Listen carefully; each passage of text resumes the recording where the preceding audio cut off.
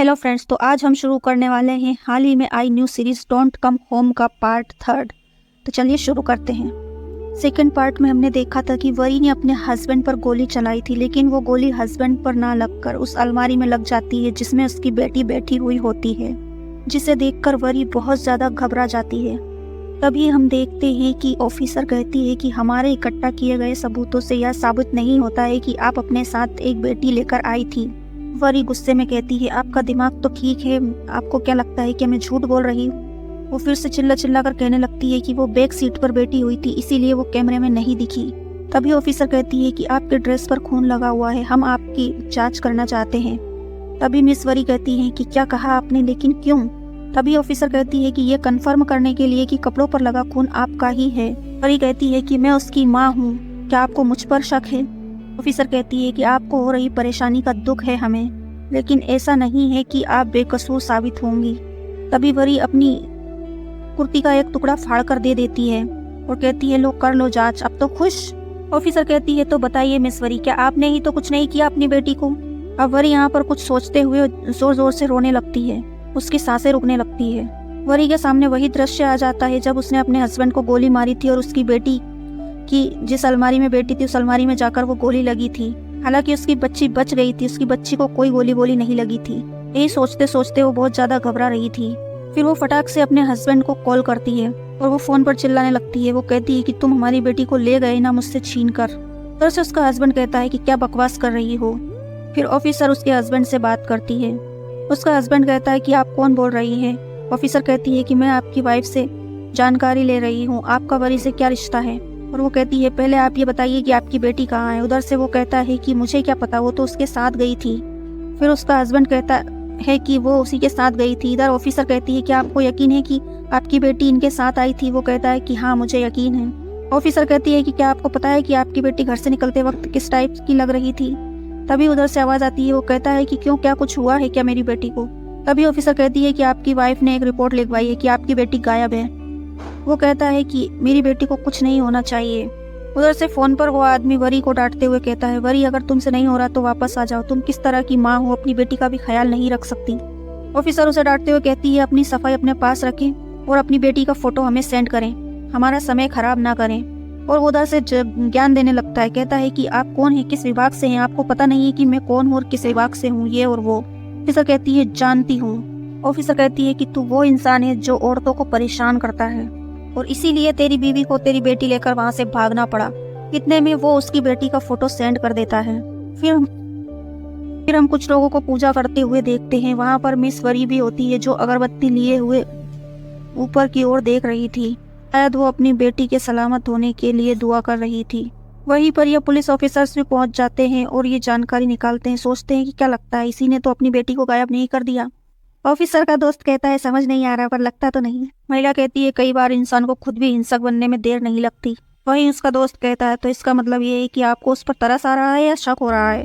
फिर ये लोग भी उस जगह शामिल हो जाते हैं और ये वरी को देखने लगते हैं। इसके बाद सारे पुलिस वाले मिन को ढूंढने के लिए उस जंगल में फैल जाते हैं। वहीं उस जंगल में हम कुछ अजीबोगरीब जगह भी देखते हैं, जैसे कि खून टपकता हुआ। लोग कहते हैं कि कहीं ये बच्ची पानी में तो नहीं गिर गई। फिर यह ऑफिसर नदी के उस छोर पर कुछ लोगों की टीम को भेज देती है सबूत इकट्ठा करने के लिए। वहीं ऑफिसर वरी से कहती है कि तुम अब अपना काम पुलिस पर छोड़ दो और तुम जाकर आराम करो। पर चाचा कहता है कि ऑफिसर आपको भी घर पर ही रुकना चाहिए और लोगों के साथ मीन को ढूंढता हूँ। वहीं ऑफिसर का दोस्त अपने आप में ही सोचता है क्या हम उसे ढूंढ पाएंगे। तभी दूसरा ऑफिसर कहता है कि क्या कोई प्रॉब्लम है क्या सर? तभी आसमान कड़कने लगता है, बिजलियां कड़कने लगती हैं। तभी ऑफिसर वरी से कहती है कि तुम्हारी बेटी सेम टू सेम तुम्हारे जैसी दिखती है। वरी कहती है कि हर कोई ऐसा कहता है। वरी कहती है कि गलती मेरी है, उसे यहाँ लाना ही नहीं चाहिए था। ऑफिसर कहती है कि गलती तुम्हारे पति की है, तुमने उससे दूर भागकर बिल्कुल सही किया, क्योंकि हर माँ में इतनी हिम्मत नहीं होती। वरी ऑफिसर से पूछती है, तुम्हारे कितने मंथ हुए हैं? ऑफिसर कहती है 6 के ऊपर। वरी कहती है कि तुम्हारा हस्बैंड तुम्हें इस हालत में काम करने देता है?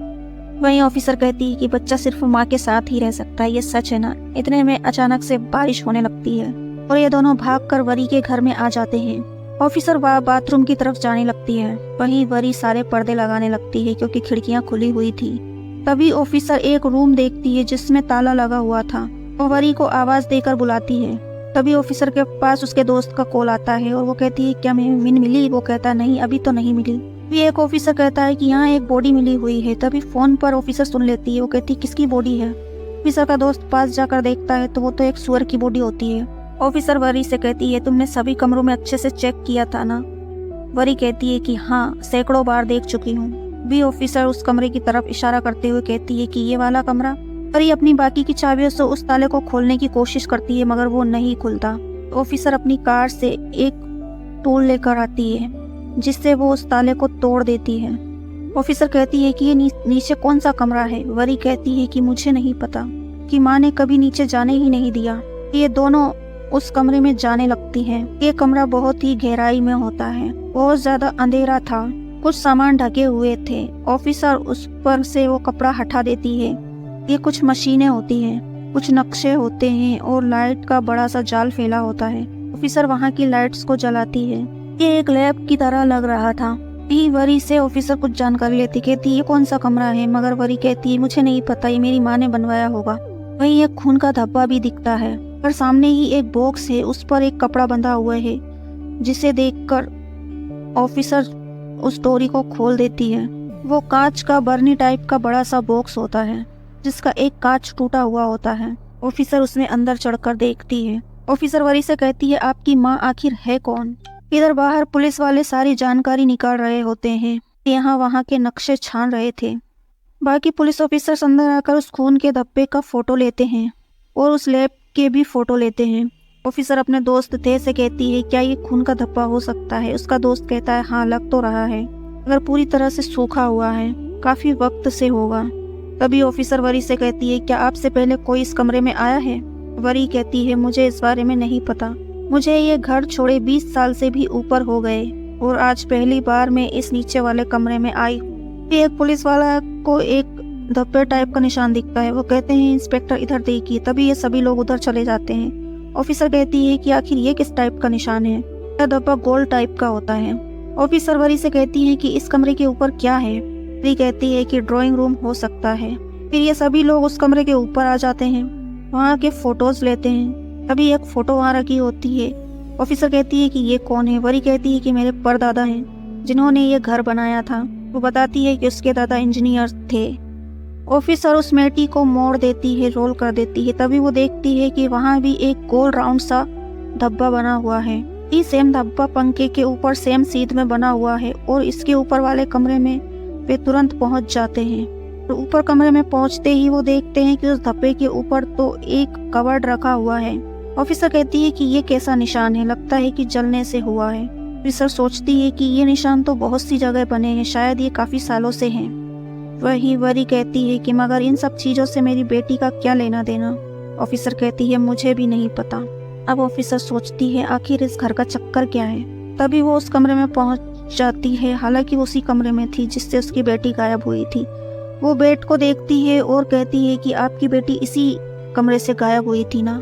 वरी हाँ में सिर हिलाती है। रूम से वो टूथब्रश का सिम्टम उठा लेती है। वहीं वरी घबराने लगती है और उसे घबराहट महसूस होने लगती है। ऑफिसर कहती है मिस वरी आपकी तबीयत तो ठीक है ना?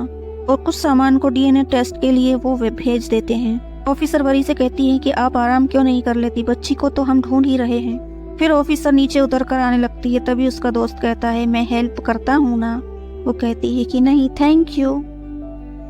तभी ऑफिसर को उल्टी आ जाती है और वो भागते हुए बाहर कार के पास आ पहुंचती है। ऑफिसर का फ्रेंड उसको रुमाल देता है। कहीं ना कहीं ये इससे प्यार करता था। वो कहता है कि आप थोड़ी देर आराम कर लीजिए। ऑफिसर की नजर गेट पर जाती है। मेन गेट पर वो किसी की काली कलर की कार को देखती है और वो अपने फ्रेंड से कहती है आखिर वो कार किसकी है? वो कार वापस पीछे से ही चल जाती है। ऑफिसर का दोस्त कहता है कि काफी महंगी गाड़ी है। तभी ऑफिसर को याद आता है, वो अपनी घड़ी में देखती है कि आज तो उसे अपनी जांच करवाने के लिए हॉस्पिटल जाना था। तभी उसका दोस्त कहता है कि क्या बात है? तभी ऑफिसर कहती है कि मुझे अपॉइंटमेंट थी आज की, मुझे हॉस्पिटल के लिए निकलना होगा। ऑफिसर हॉस्पिटल में पहुंच जाती है। डॉक्टर कहता है कि इंस्पेक्टर आप कैसी हैं? आप बहुत ज्यादा थकी हुई लग रही हैं। ऑफिसर कहती है कि नींद पूरी नहीं हो पाई। डॉक्टर कहता है कि आपको बहुत ज्यादा आराम करने की जरूरत है। जब माँ स्वस्थ रहेगी तो बच्चा भी स्वस्थ रहेगा। डॉक्टर कहता है कि आपका बेटा बिल्कुल स्वस्थ है और पूरे अंग बहुत अच्छे से विकसित हैं। उसके पेट में पल रहा बच्चा 28 सप्ताह का हो गया है। यह सुनकर वो बहुत खुश होती है। इसके बाद वो बाहर आ जाती है। वो बाहर भी उसी काली कार को देखती है जो उसने वरी के वहाँ देखी थी। आकर वो कार में बैठ जाती है। तभी उसका बॉस कहता है कि तो क्या कहा डॉक्टर ने, क्योंकि ये इसी बॉस का बच्चा था। वो कहती है कि दोनों हेल्दी हैं, बच्चा भी और माँ भी। बॉस उस रिपोर्ट को देखता है और खुश होता है। बॉस उसको किस करता है और उससे कुछ जानकारी लेता है। कहता है कि डॉक्टर ने क्या बताया, क्या खाना चाहिए तुमको और डिलीवरी कब हो सकती है। तभी बॉस इंस्पेक्टर कहती है कि जब इतनी सब कुछ चिंता है तो तुम खुद साथ क्यों नहीं चलते। इन दोनों के बीच खामोशी छा जाती है।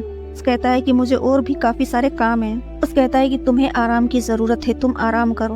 और वो उसे वहीं पर उतार कर चला जाता है। शायद वो इतनी ही जानकारी लेने के लिए आया था। फिर ऑफिसर अपने घर पहुंच जाती है। इधर वरी को वो ऑफिसर बताता है कि हमने आपकी बेटी को पूरे जंगल में छान मारा लेकिन आपकी बेटी कहीं नहीं मिली। वो कहता है कि हमें नहीं लगता कि आपकी बेटी जंगल में कहीं खोई है, हमें इस बात को एक्सेप्ट कर लेना चाहिए।